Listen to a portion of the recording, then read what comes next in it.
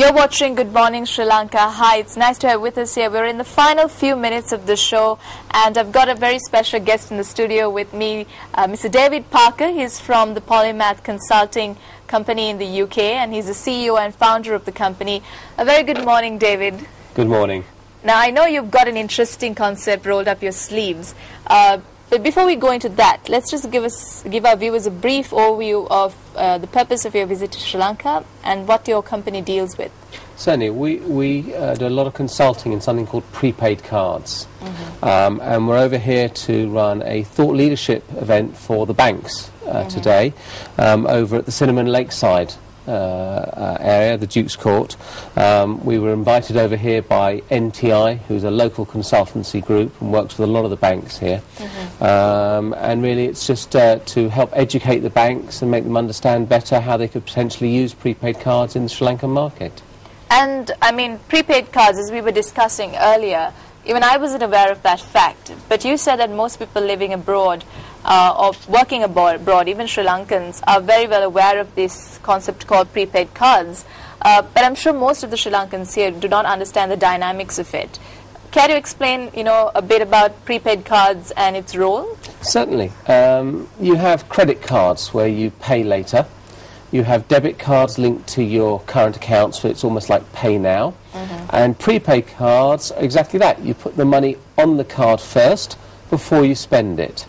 So it's used in a wide variety of ways. They look exactly, here's one I'm just holding up. Here's a prepaid card. They look exactly like a normal debit or credit card, so people wouldn't know the difference. They have a Visa, MasterCard logo on them. And they're used around the world to have people's payroll paid on them, which is why the Sri Lankans working a lot, especially in the Middle East, know them so well. But also in countries like Australia, travellers' checks. You have paperless travellers' checks here in Sri Lanka. They've almost got rid of them in Australia now, where they're all used with these cards, where people take their money abroad with them on these cards. Other people use them to empower the youth. So, if you've got an 18-year-old who you want to be able to spend money online and carry money around with them, it's far safer to carry a prepaid card than it is to carry cash around with them. So there's many ways it can empower people, and also, because you don't need to have a bank account for them, it's a great way of financial inclusion. So it's a great way to get financial inclusion out into the more rural communities and everything else. And how does this prepaid card concept work?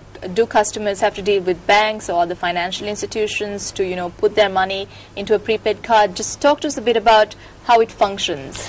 It functions, in some respects, very similar to other cards in that it's issued by a bank. What you do find, though, is that often there are other brands involved. So the cards have a different brand on the front of them. But ultimately, yes, there's a bank behind it. There's always a bank there. So your money is safe, it's secure, it's fully regulated, and it's fully controlled by all the various authorities in the country. But what it does is, as I said, it allows people to put money onto a card and then spend it, so they've got the money's budgeted. They can't spend more money than they've got. So it's a very safe, very secure way for people to go out and use and spend money using plastic or digital money. And there's no interest whatsoever on it? It's just the amount that you put into the bank? That's it? That's it. It's the amount of money you have on the card. There's no interest paid, but there again you're very safe because you're not going to go overdrawn either. Exactly. So the money you put on there is the money you have to spend. But you could reload the card whenever you want it? Whenever you want. Some cards are called gift cards, so I could give you a card and that's a one-time load card. Many people might use these now. They're to buy things like iTunes cards to upload money onto iTunes, or other gift cards for the internet. The ones with the Visa MasterCard logo on are either reloadable, or some of them are just for one-time use, so I can give it to you as a present so that you can then go and spend the money wherever you want to. Rather than me buying you a lovely new dress today, I'll give you a card and you can go and buy the dress yourself. Oh, that's a great way, actually. I mean, personally, I would prefer if a person would just give me the money so that I could go and do my own, shopping or do my own thing. So a prepaid card, in a sense, is an easy way to kind of do that, to do your own, but financial... Safe. But it's safe as well. You're not going to carry cash around. If someone steals this off you, and it's a reloadable card. The card can be cancelled, but your money is still safe. So the card can be replaced and you haven't lost your money. So it's a very safe way of carrying money around. It's almost an electronic jam jar. I'm sure your grandmother used to keep jam jars underneath the bed in the old days. Yeah. These days you can use this to electronically jam jar your money. So if you need to keep money aside for certain things, you can save up for things, you can do that. So they have many, many uses these days. Okay, and what type of prepaid cards do you get? Some of the categories of prepaid cards that you could name? Well, we mentioned the cards people take abroad with them, so they're traveller's cards. This one here I've got is in US dollars.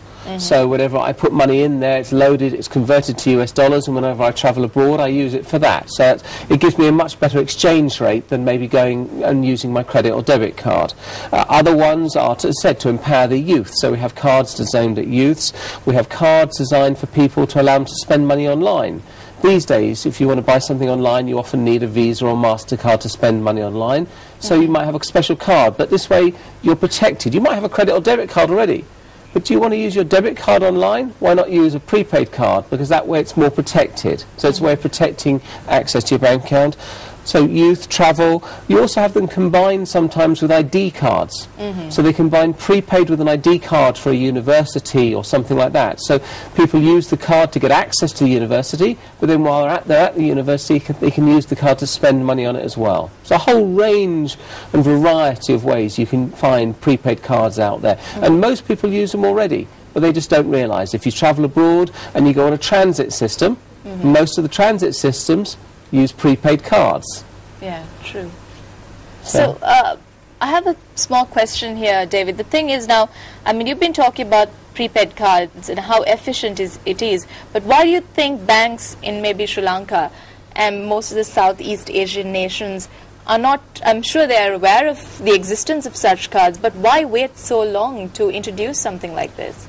Prepaid cards have been around a relatively short period of time. In Europe, they only really started to launch in the UK in 2002.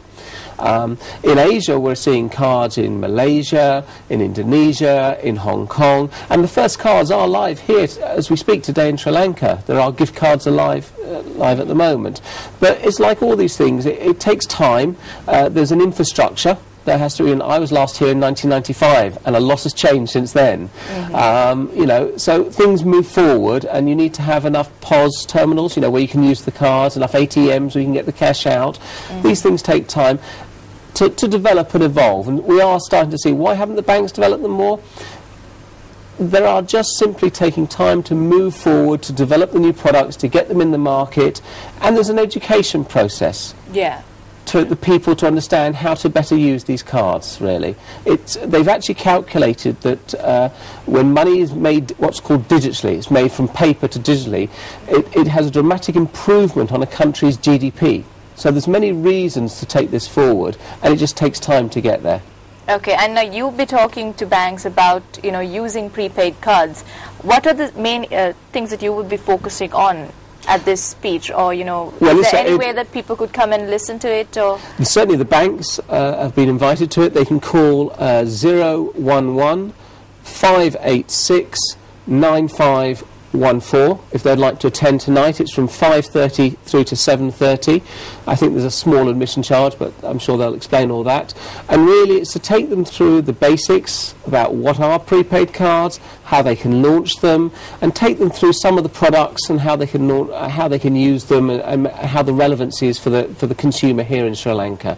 So really it's a very brief but A to Z summary of the whole thing for them to help the banks understand better around prepaid cards, mobile money and e-wallets. Could you just repeat the number again, David? Certainly. It's 011 586 9514. Yes. And that's being held at the Cinnamon Lakeside Duke's Court tonight, 5:30 to 7:30.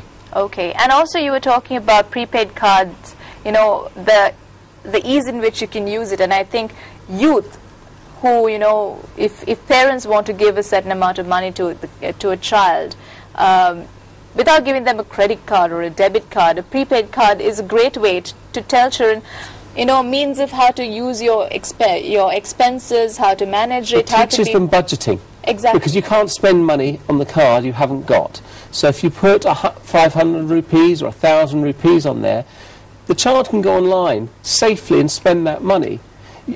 And when the money's gone, it's gone. It's gone, exactly. They can't get overdrawn. So it starts to teach them how to financially budget for themselves, but also if they're going out to eat, if they take the card with them to the restaurant and something happens on the way, they can't have the money stolen off them. Because all that someone can steal is the plastic card. But the plastic card is no good without all the security information. So they can cancel the card, and that money can get refunded again. So it's a very secure way for people to carry money around, but for your youth, it also teaches them how to budget and control what they spend. My daughter, she's 14, she has one. She uses it to buy iTunes and other things. I mean, even though it's like, it's not major purchases, it teaches children how, you can manage your finances. And it gives them a sort of insight and that sort of financial inclusion, as you said, even for people living in rural areas who are not, let's say, financially having that sort of know-how to, deal with credit cards or debit cards. So this is like a great way for even people in the rural areas. I said, an electronic jam jar. They might have the money now sitting under the bed. If there's a fire or something, they lose the money. This way, the money is held digitally, it's safe. If they lose the card, it can be replaced. It's much more easy for them to get hold. They don't have to go through the whole process of opening up a bank account. They certainly probably wouldn't qualify for a credit card because they wouldn't have a credit history.